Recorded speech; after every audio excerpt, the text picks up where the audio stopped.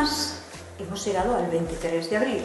Un año más asaltamos esta coqueta biblioteca del Hostal Persat gracias a Ángel, el director de este establecimiento, de esta hospedería situada en el corazón de Madrid.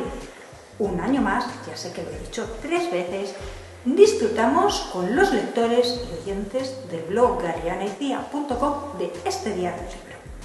Una jornada que yo quiero creer que es especial tanto para los lectores como para los escritores. Y yo tengo el corazón partido porque pertenezco a los dos mundos. Hemos pensado en Galeana y Cía tener un escritor y un lector para hablar de eso, del día del libro. Al escritor, es que al escritor y al lector son los dos de casa, sí, del blog Galeana y Cía. Somos muy caseros, muy familiares. Al escritor, como decía, lo escuchas y lo lees desde septiembre pasado los domingos en la sección Palermo Notable. Así nos cuenta las aventuras y desventuras del emperador Carlos V, para algunos el rey Carlos I. Aquí está, Víctor Fernández Correas. Voy a leer un poquito así, nada, Víctor, bienvenido. Muchas gracias por vuestra invitación, Galeana. Pero así, un poquito, A ver, empezamos con la conspiración de Usted. Correcto. Después, la tribu maldita. Así es. Después se llamaba Manuel. De la que hablaremos hoy.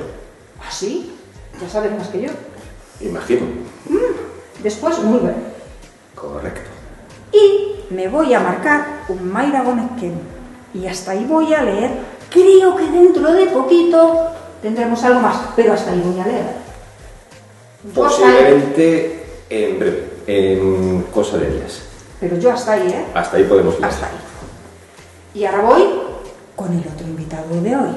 Él es Manuel Dole, con acento en la O, porque luego lo vemos por ahí escrito de cualquier manera. Bienvenido, Manuel. Muchas gracias.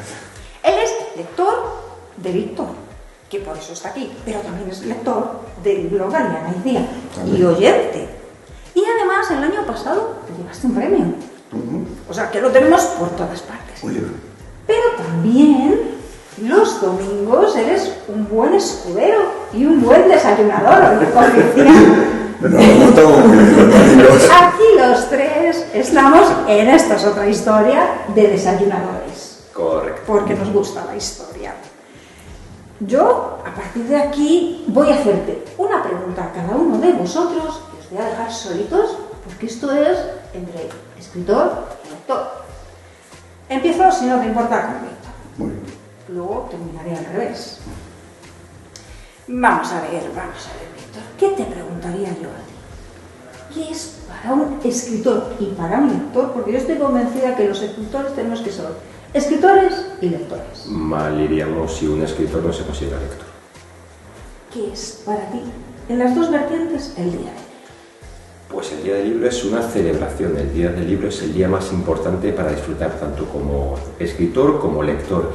Incluso es más, diría que se disfruta mucho más como lector porque antes de dedicarme a la escritura era ese día en el que ibas a conocer a tus escritores y había diferentes actos organizados.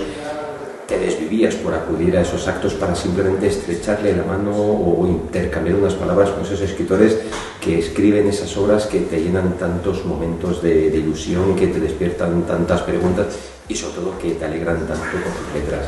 Ahora como escritor pues también es uno de esos días que te permite, pues como es el caso, de establecer este momento con Manuel para poder charlar de esas cosas que escribes y sobre todo para saber qué le transmite eso que escribes. Manuel, para ti la misma pregunta. ¿Qué es para ti el Día del Libro? Pues mira, para mí el Día del Libro es casi el pistoletazo de la Feria del Libro.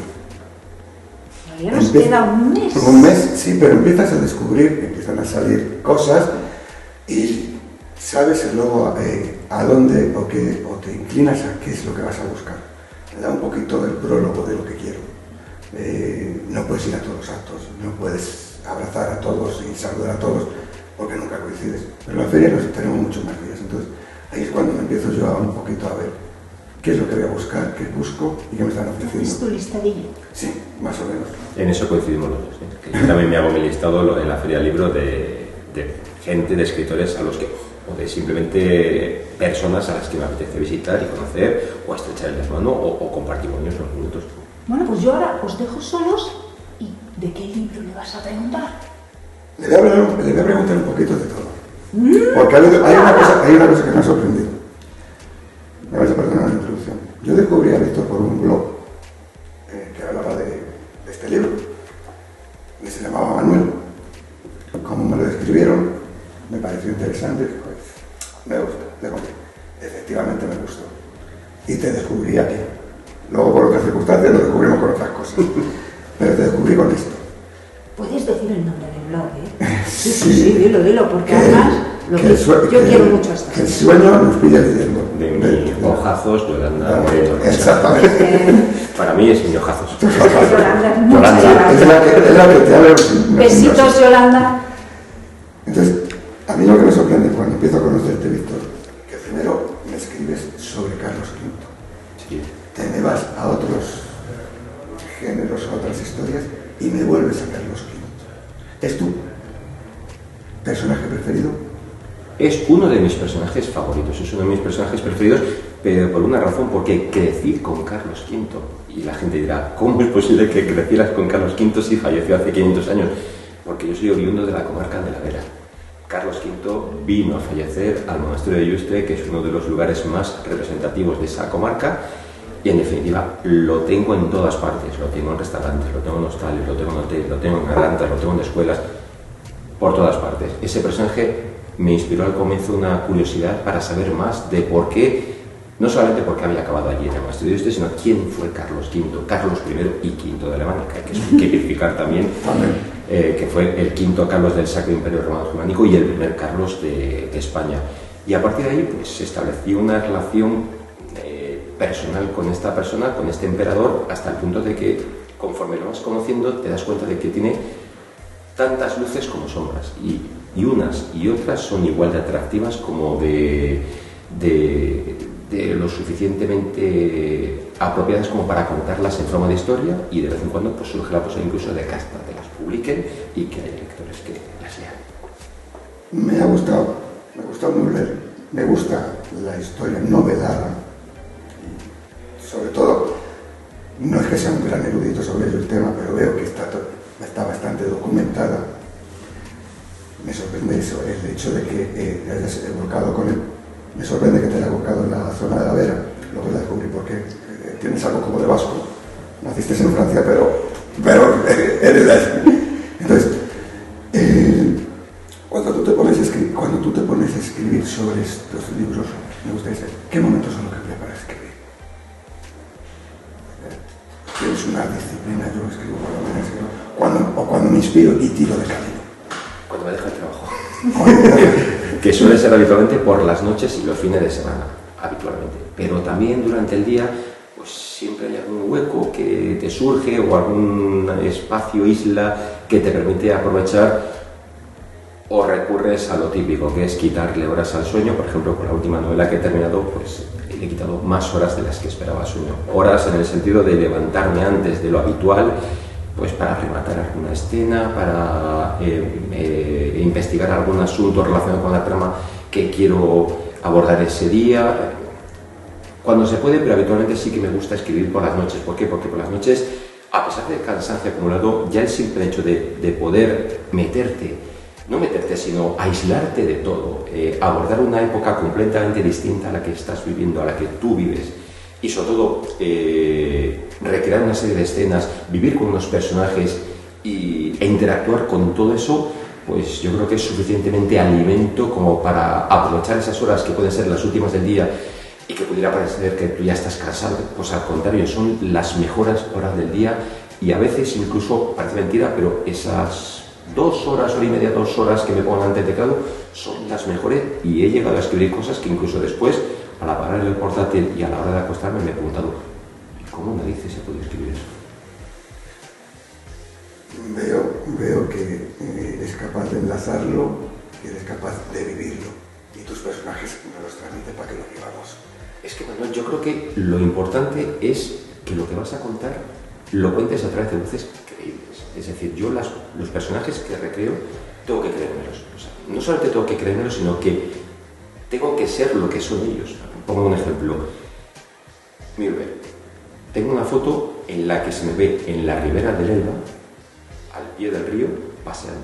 Además fue en un viaje por trabajo, que aquel día ya fue el germen de la novela, y se me ve paseando, me toman la foto desde atrás, y en ese momento estaba pensando en qué personajes iba a ubicar en esa ladera del río, y qué otros personajes, y cómo iban a interactuar entre ellos, aunque fueran de bandos distintos, pero cómo iban a luchar, cómo se iban a conocer después una vez que unos y otros se encontraran en la orilla contraria del río, cómo van a desenvolverse en ese momento. Es decir, tengo que creerme el personaje que tengo delante o tengo que creerme el personaje que quiero contar, y además tengo que hacerlo creíble, y una vez que consigues eso, pues intento transmitírselo. No. Porque lo que tú estás contando sí se ve, porque yo he leído esa novela y vas pasando como lector de un personaje a otro y vas siendo ahora esto, ahora el otro, ahora el de más allá. Cuando te quieres dar cuenta, has vivido uno, otro y otro, y has estado ahí. Y lo mejor de ese libro es que sientes hasta la niñita y la masticas. Soy de la opinión, gracias, muchas gracias, pero soy de la opinión de que tienes que vivir vidas. Más que contar una novela, yo hablo siempre de que lo que cuento son vidas de vidas. Son vidas de personajes que por cualesquiera circunstancias han acabado en esa novela, pero que más que contar un hecho histórico, por ejemplo, en Mühlberg, la batalla que aconteció aquel 24 de abril de 1547, etcétera, lo que me interesa es transmitir por qué Bartel Straussmann, Norbert, Baltasar Carrillo, por qué esos personajes están en esa novela, quiénes son esos personajes y sobre todo qué lleva a esos personajes a comportarse como se comportan durante esa novela, rodeados de todo lo que tienen, que de una manera o de otra también les condiciona a la hora de ser lo que son. La verdad es que la transmites muy bien. Yo cuando vaya por allí, que no he ido, voy a buscar el lado. No sé si tú lo llegaste a encontrar. Lo encontré porque tuve la suerte de que en esa visita, fue una visita por trabajo, trabajo entre otras cosas para la red de rutas del Emperador Carlos V, y venía con nosotros Bárbara Weber, que es una de las responsables del camino alemán del Emperador Carlos V, y además es responsable, Babette Weber, perdón, que es responsable del Museo Mühlberg 1547. Y una de las curiosidades era mostrarnos dónde estaba lo que queda del vado por el que cruzó la caballería del duque de Alba. Y la verdad es que, claro, ver aquel punto, que es un lugar muy pequeñito en cuanto a anchura, sí es ancho, pero el lugar es muy estrecho en cuanto a distancia de un lado a otro y profundidad. O sea, que cuando te decías, ostras, imagínate pasando por aquí 40 caballos en tropel, que durante un par de segundos tienen que mover las pezuñas porque no notan contacto, pero sí que saben que hay un lugar, que hay tierra firme porque lo han pisado. Y es simplemente la inercia lo que les lleva a pasar ese pequeño lapso de terreno para volver a pisarlo e irrumpir al otro lado de la orilla y enfrentarse con la infantería del Federico de Sajonia, que es la que está esperándoles para intentar detener su avance y evitar una derrota más que evidente vista las circunstancias. La verdad es que lo transmites y cada personaje que tú has vivido no lo has hecho nuestro, o sea, nosotros lo hemos vivido. Voy a referir a este. Sí, porque si no este se llamaba Manuel. Yo todavía no había nacido en la época que lo relatas, pero sí que me trasladé a esa época. Cada sitio que han descrito, cada zona de la casa de campo, la zona del barrio de la calle La Luna, toda la zona donde lo recrean. No es que esté igual, pero sí que se la identificamos. ¿Cómo te surge esta idea? Pues esa idea surge porque en aquel momento estaba trabajando con una agencia literaria y aquella gente dijo: ¿quién se anima a hacer una novela policíaca que transcurra en los años 50 en Madrid? Y claro, en aquella época llevaba 6 años sin publicar prácticamente y me había olvidado ya de todo tipo de relación con la literatura, y fue una especie de impulso de decir: vamos a probar, quién sabe, a lo mejor se puede hacer una novela y hasta se publica, o por lo menos que la lea alguna agencia, aparte de mi agente en aquel momento, que la lea alguna editorial, y puede existir la posibilidad de que se publique. Esos sueños que te vas haciendo porque nunca se sabe. Y tuve la suerte de tener clara la idea. La idea era un cadáver Y aparte de ese cadáver, ir construyendo una trama con una serie de personajes. Y el lugar lo tenía claro, que era Madrid. ¿Por qué? Porque Madrid es una ciudad que en el año 50, entre el año 52 y 53, vive un acontecimiento importantísimo. Y muchas veces entre bambalinas, que era la recta final de la firma de los acuerdos por el cual los Estados Unidos iban a establecer bases militares en España. Tenemos eso. Tenemos que el Partido Comunista de España empieza a expandir su red de confidentes, de personas afines que quieren saber más de lo que está ocurriendo para en un futuro próximo, pues llegado el momento, pues mostrarse y lograr un cambio político con respecto a lo que se está viviendo en España. Y luego estaba el Madrid sólido, el Madrid de las chabolas, que parece mentira, pero no hay que... Es más, hace cosa de 15 días estuve con unos compañeros haciendo unas cañas en el mismo lugar donde se levantaba el poblado de Chabolas. Es más, pasé por delante de la calle Fernando Po e hice una foto para mandársela a unos amigos, y estoy ahora mismo en una de las confluencias donde estaba el poblado de Jaime el Conquistador, que hasta hace 60, 70 años era uno de los poblados marginales más grandes que había en el centro de Madrid, a escasamente 500 metros del matadero de Legazpi, y es otro de los lugares centrales del desarrollo de la trama de San Manuel.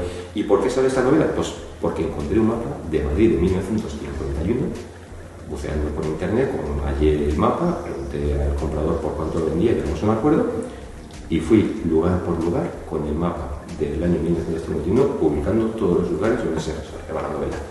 Y claro, iban surgiendo sitios, iban surgiendo escenas, iban surgiendo momentos, iba con la libreta, iba apuntando todo, y al final pues simplemente, y lo más difícil fue sentarse y escribirla.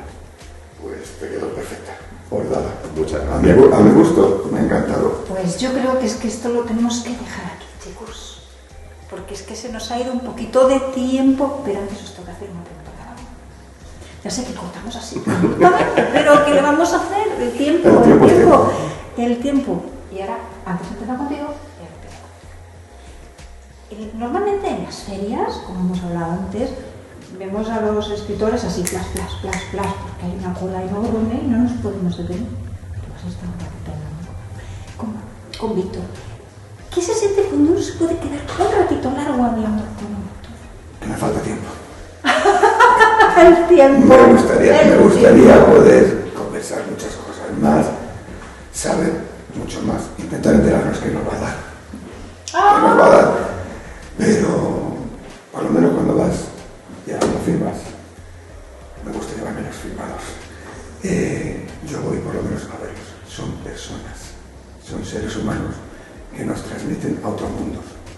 Ellos lo hacen, malviven de ello, porque imagino que da hasta la vida, pero lo que sí es cierto es que nosotros por lo menos nos valen de cada día.